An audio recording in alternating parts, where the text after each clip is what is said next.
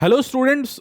जिन भी स्टूडेंट्स का paper JEE mains का 23 जनवरी के बाद होने वाला है, उन सभी स्टूडेंट्स के लिए बहुत ही हेल्पफुल वीडियो है। बिकॉज इस वीडियो में मैं आपको पैटर्न समझाऊंगा कि आखिर में एनटीए इस बार कौन कौन से चैप्टर से क्वेश्चन पूछ रहा है। तो अभी तक देखो 3 दिन का पेपर हो चुका है, 21, 22, 23, मतलब 6 शिफ्ट का जेईई मेंस 2026 सेशन 1 खत्म हो चुका है। ओके, अब इतने सारे शिफ्ट होने के बाद मैंने जो देखा है पेपर को और जो एनालिसिस किया है, उसके बाद एक लिस्ट तैयार किया कि इस साल एनटीए कौन कौन से चैप्टर से क्वेश्चन पूछ रहा है हर शिफ्ट में। ओके, तो अगर आपका एग्जाम फर्दर शिफ्ट में है तो वीडियो आपके लिए इसलिए हेल्पफुल है क्योंकि आप एंड के दिनों में, लास्ट दिनों में कम से कम उन चैप्टर्स को एक बार जरूर रिवाइज कर लोगे। ओके, और नहीं तो आप अप्रैल अटेम्प्ट के लिए जब आप जा रहे हो तो अप्रैल अटेम्प्ट में ये चैप्टर्स को आप जरूर दिमाग में बिठा के चलना कि इंपॉर्टेंट चैप्टर, क्योंकि अगर जनवरी में क्वेश्चंस पूछ रहा है एनटीए तो अप्रैल अटेम्प्ट में इन्हीं चैप्टर्स का वेटेज ज्यादा रहने वाला है। ओके, तो वीडियो को एंड तक देखना। चलिए स्टार्ट करते हैं वीडियो को, और ऐसे ही हेल्पफुल कंटेंट आते रहेगा इस चैनल पे। उसके लिए आपको सब्सक्राइब करके नोटिफिकेशन बेल ऑन करना पड़ेगा,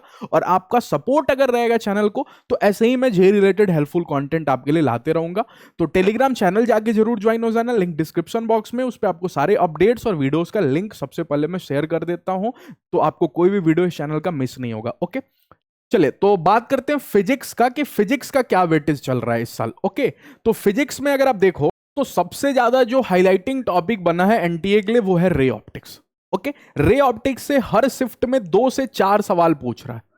मिनिमम 2 क्वेश्चन तो हर शिफ्ट में रह रहा है, और मैक्सिमम 4 क्वेश्चन भी देखने के लिए मिला है किसी शिफ्ट में रे ऑप्टिक्स का। तो बिल्कुल भी नहीं छोड़ना ray optics. Okay, modern physics का 1 से 3 सवाल देखने के लिए मिला है, किसी शिफ्ट में 3 क्वेश्चन भी था, मिनिमम 1 सवाल तो हर शिफ्ट में रहा है मॉडर्न फिजिक्स का। तीसरा फ्लूइड मैकेनिक्स, फ्लूइड मैकेनिक्स का 2 क्वेश्चन मैक्सिमम देखने के लिए मिला है, और नहीं तो मिनिमम 1 क्वेश्चन तो हर शिफ्ट में रहा ही है। ओके, देन आफ्टर इलेक्ट्रोस्टैटिक्स का 1 सवाल हर शिफ्ट में देखने के लिए मिला है। ओके, बाकी करंट इलेक्ट्रिसिटी, कैपेसिटर या फिर ईएमआई, अगर मान लो किसी शिफ्ट में करंट इलेक्ट्रिसिटी का ज्यादा क्वेश्चन पूछा है तो कैपेसिटर का कम क्वेश्चन पूछा है, इलेक्ट्रो ईएमआई का कम क्वेश्चन पूछा है, तो इसलिए मैं तीनों को एक लिस्ट में रख दिया कि अगर आप तीनों पढ़ते हो तो 1 से 3 सवाल तो जरूर इन टॉपिक का देखने के लिए मिला है हर शिफ्ट में। ठीक है, अब हो सकता है कि वो करंट इलेक्ट्रिसिटी का 3 क्वेश्चन पूछ दे, या 2 करंट इलेक्ट्रिसिटी का पूछे, 1 ईएमआई का पूछ दे, या कैपेसिटर का पूछे, मतलब ये तीनों एक बॉक्स में है। Okay, then after next unit dimension and error. अब ये थोड़ा इजी चैप्टर होता है, बच्चों को इजी लगता भी है, कई स्टूडेंट्स इसको छोड़ देते हैं कि क्वेश्चन नहीं पूछेगा, लेकिन एनटीए इस बार हर शिफ्ट में आपको मिनिमम 1 सवाल यूनिट डायमेंशन का जरूर पूछा है, और मैक्सिमम शिफ्ट में मैं आपको बता दूं 2 सवाल रहा है इस चैप्टर का, तो इसको भी बिल्कुल नहीं छोड़ना। देन आफ्टर देखो सेमीकंडक्टर से लॉजिक गेट्स टॉपिक से ना हर शिफ्ट में लगभग, मतलब 6 शिफ्ट हुआ अभी तक, 3 शिफ्ट में सॉरी लॉजिक गेट्स का क्वेश्चन पूछा है, 1 शिफ्ट में डायोड का भी क्वेश्चन था, तो 1 सवाल तो हर शिफ्ट में दे रहा है सेमीकंडक्टर का। ओके, और इजी चैप्टर भी होता है तो जरूर पढ़ लेना। एनएलएम से बाकी 1 सवाल रह रहा है, न्यूटन लॉ ऑफ मोशन से, काइनेमेटिक्स से 1 सवाल रह रहा है, मैग्नेटिक इफेक्ट ऑफ करंट से 1 सवाल, सेंटर ऑफ मास से 1 सवाल, तो 1 सवाल, ग्रेविटेशन का भी 1 सवाल रह रहा है हर शिफ्ट में। अब ऐसा नहीं कि बाकी सभी चैप्टर से नहीं रह रहा है क्वेश्चन, लेकिन इस बार जो मैंने चैप्टर्स यहां पे रखा है ना, ये ऐसे चैप्टर्स हैं जिनका हर शिफ्ट में क्वेश्चन देखने के लिए मिल रहा है। ओके, हालांकि बाकी सभी चैप्टर्स के भी क्वेश्चन आ रहे हैं, ऐसा नहीं है, लेकिन इन सभी चैप्टर से ना हर शिफ्ट में क्वेश्चन आ रहा है, इसलिए मैंने इन चैप्टर्स का लिस्ट बनाया हुआ है। ओके, चले केमिस्ट्री की बात करते हैं। तो केमिस्ट्री में इस बार का सबसे हाईलाइटिंग टॉपिक जो रहा है वो आपको ब्लॉक से पी एंड डी ब्लॉक, जिसमें आप देखो 2 से 3 सवाल, और उसमें भी पी और डी ब्लॉक, एस ब्लॉक नहीं, तो इससे मैक्सिमम 3 सवाल देखने के लिए मिला है। बाकी कोऑर्डिनेशन कंपाउंड है जिससे आपको 3 सवाल मैक्सिमम देखने के लिए मिला है किसी शिफ्ट में, मिनिमम 1 सवाल तो हर शिफ्ट में पूछ रहा है। जनरल ऑर्गेनिक केमिस्ट्री से हर शिफ्ट में 1 सवाल, और किसी किसी शिफ्ट में 2 सवाल भी देखने के लिए मिला है। ओके, इक्विलिब्रियम में आयोनिक और केमिकल दोनों, ओके, आयोनिक और केमिकल दोनों मिला के हर शिफ्ट में बच्चे को मिनिमम 2 क्वेश्चन, 1 क्वेश्चन आयोनिक का, 1 क्वेश्चन केमिकल का जरूर देखने के लिए मिला है, और मैक्सिमम आपको 4 सवाल भी पूछा हुआ था। ठीक है, आयोनिक और केमिकल दोनों का मैक्सिमम आपको 4 सवाल भी देखने के लिए मिला है किसी किसी शिफ्ट में। केमिकल बॉन्डिंग भी आपको हाईलाइटिंग टॉपिक रहा, हर शिफ्ट में 1 सवाल पूछा ही है, और मैक्सिमम किसी शिफ्ट में 2 सवाल भी देखने के लिए मिला है। थर्मोडायनेमिक्स और थर्मोकेमिस्ट्री 1 से 2 सवाल रह रहा है शिफ्ट में। बायोमोलिक्यूल से हर शिफ्ट में 1 सवाल पूछा है। ठीक, और बाकी मोल कॉन्सेप्ट से बहुत सारे शिफ्ट में, हालांकि इससे सवाल नहीं पूछा है, लेकिन किसी शिफ्ट में 2 सवाल भी पूछा हुआ था, इसलिए मैंने मोल कॉन्सेप्ट को भी रखा, और इजी एंड स्कोरिंग चैप्टर होता है, आप इसको पढ़ सकते हो। ठीक है, बाकी नेक्स्ट बात करें तो देखो मैथ्स की बात करते हैं। अब केमिस्ट्री से ऐसा नहीं है कि और सभी चैप्टर से क्वेश्चन नहीं आ रहे, लेकिन ये जो चैप्टर है ना, इस चैप्टर से मैंने ऑब्जर्व किया कि हर शिफ्ट में क्वेश्चन पूछ रहा है, इसलिए मैंने इन चैप्टर्स का लिस्ट बनाया। बाकी सभी चैप्टर से भी क्वेश्चन पूछ रहा है, ऐसा नहीं है। ओके, चले अब मैथ्स की बात करते हैं।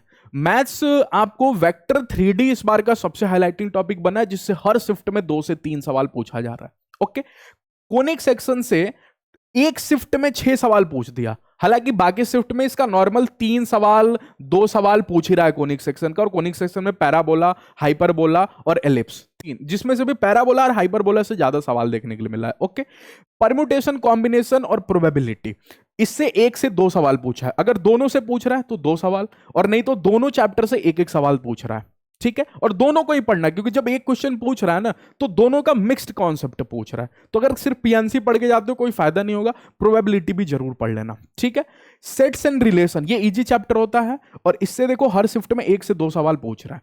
ओके, स्ट्रेट लाइन से भी हर शिफ्ट में मिनिमम एक क्वेश्चन रह ही रहा है। अगर कोनिक सेक्शन से ज्यादा सवाल पूछ दे रहा तो फिर स्ट्रेट लाइन से नहीं पूछ रहा है। ओके, नहीं तो फिर स्ट्रेट लाइन से भी एक क्वेश्चन रह रहा है और मैक्सिमम 2 सवाल देखने के लिए भी मिला है। एलसीडी तीनों साथ में कॉन्सेप्ट, मिक्स कॉन्सेप्ट पूछ रहा है, एक सवाल हर शिफ्ट में।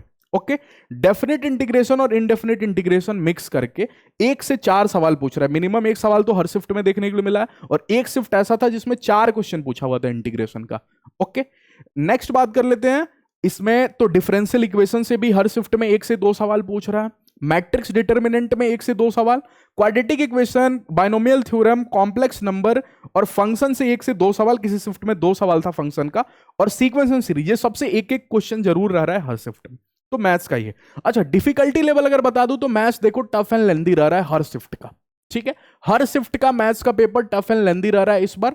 तो मैथ्स अगर आप टारगेट रखो कि सबसे लास्ट में करो, और मिनिमम मतलब 8 सवाल अगर आपने सही कर दिया ना, तो आपकी 99 परसेंटाइल जरूर आ जाएगी मैथ्स में इस बार। ओके, बाकी फिजिक्स देखो हर शिफ्ट का मॉडरेट रह रहा है, इजी टू मॉडरेट रह रहा है। ठीक है, लेकिन एक शिफ्ट ऐसा था जिसमें फिजिक्स का पेपर भी बहुत टफ पूछ दिया, तो आप मान के चलो ऐसा एक्सपेक्ट कर सकते हो कि फिजिक्स आपको इस साल का इजी टू मॉडरेट ही रहने वाला। एक ही शिफ्ट था ऐसा 23rd का इवनिंग वाला शिफ्ट, जिसमें फिजिक्स बहुत डिफिकल्ट पूछा था।